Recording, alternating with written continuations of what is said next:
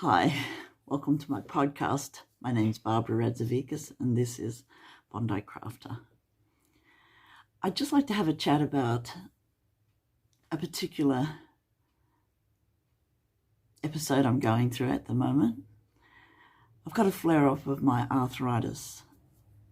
I've got an autoimmune genetic marker, HLAB27, so I have Ankylosing Spondylitis. I've had this all of my life. At the moment, when I have a flare-up, I feel particularly sad.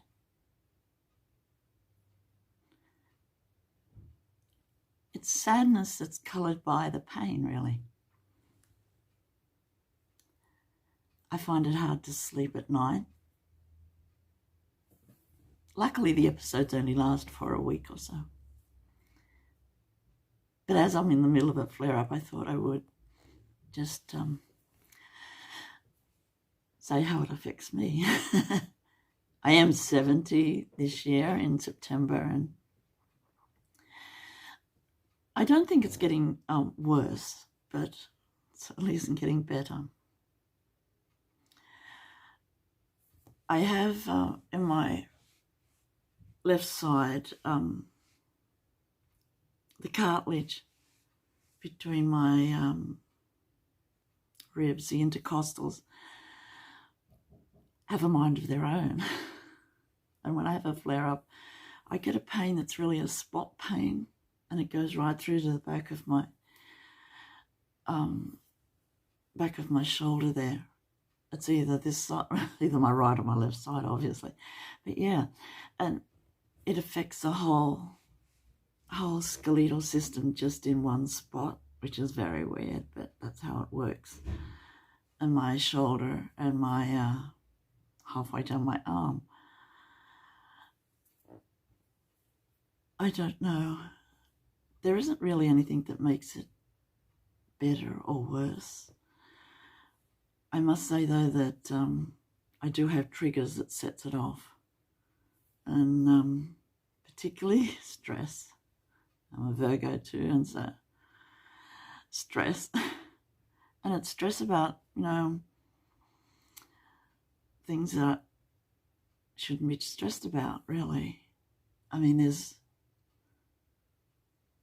when you're growing up, you have certain things that, affect your family and how that impacts on you at the time, but you don't realize that when you get older, it comes back. My family were the best. They made the best of everything, but money was scarce. We never went without. Our community in our town had a bartering system, mainly in our street, and we swapped jobs for other jobs, or fruit and veg for jobs. It just went around. Everybody looked after everybody else. But money in particular has come back to haunt me. And I get really stressed, when I think, oh, I'd like to give someone something, or that. Also, mobility. In the last 2 years, put on weight. So hard to get, to take that weight off, especially when you can't go outside. But the ankylosing spondylitis, it was treated. My rheumatologist had me on Humira for a while. Humira, well, it took all the stiffness out of my joints. I could hardly bend when I had a flare-up and the stiffness was so bad. it cleared the stiffness up, but it played havoc on my digestive system. So I decided to take a break from the Humira. Now, I do take medication, pain medication, and at the moment I'm taking an anti-inflammatory that the doctor prescribed, one I've never had before, but I know anti-inflammatories make my ankles swell. But I'm only taking it for a week, and then everything will be, hopefully the flare-up will be gone too. The flare-up, because I can't do my crafting, especially knitting and sewing, where I have to do it for the same movements for an hour or so each time. I just can't do that, and so I think a lot. Dangerous.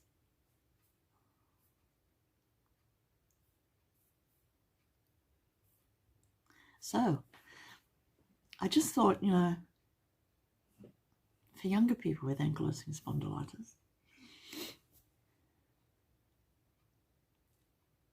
there is a good thing about it, if you can say that. When you have a flare-up, you always know that's going to pass, and you will feel better in a few weeks. I did do some research into this particular marker that I have on the immune sequence, HLAB27, with the rheumatologist that I had at the time. That was in the early 90s. He was doing research on AIDS in particular in a suburb near where I live in Sydney, and he found that people with AIDS, the ones who didn't get full-blown AIDS and died from it, had this genetic marker that I have. I could be,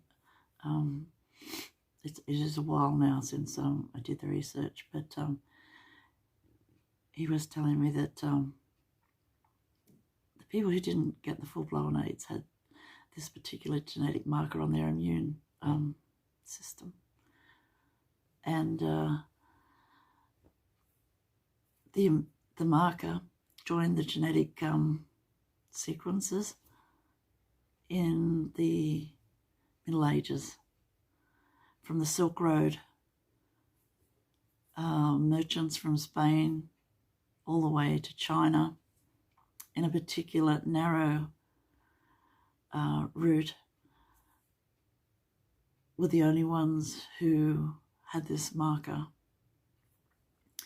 Now 10% of Europe and a lot of people in the UK have this genetic marker and affected in some way by the effects of it.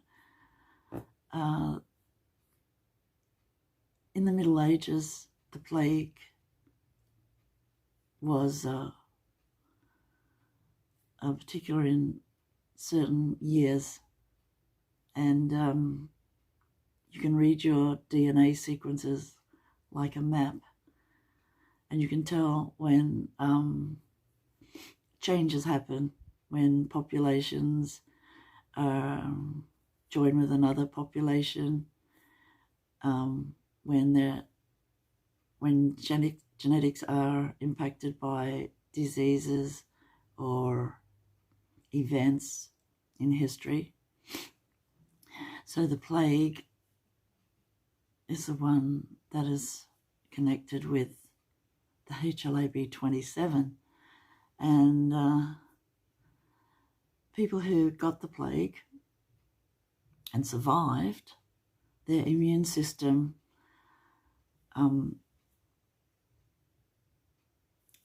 produced this marker that attached to the immune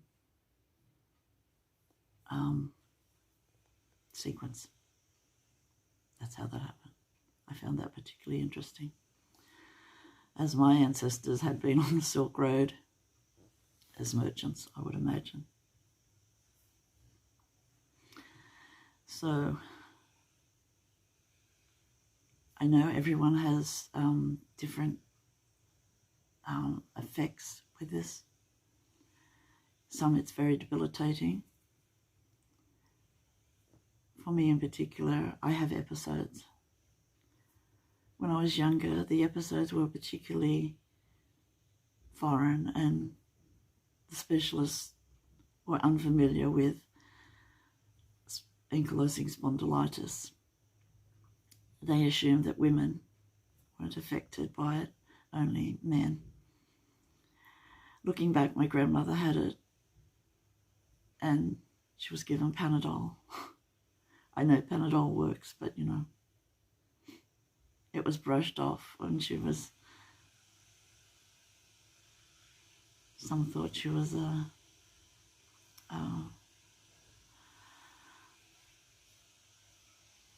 wasn't real, but it was. When I was young, I would have episodes of not being able to stand up straight for 3 days. I wouldn't be able to go up the stairs because my back was so out of whack, so painful I couldn't stand up straight. Other times I'd just get spot pains, and then I met a friend at uni and she said that she also had the same marker and her mother had the same marker, and her mother called it the girdling. Well, it feels like you've got a very tight girdle around your chest and it's being pulled really tight day and night for at least a week. I assume by the end of the week your immune system has caught up with it all, and it ends that episode. I'm just so thankful for doctors now and our medical system here in Australia, and the pain medication that we're allowed to have.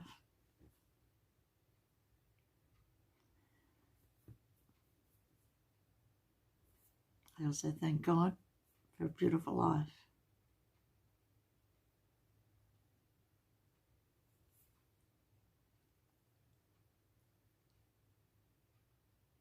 That's me.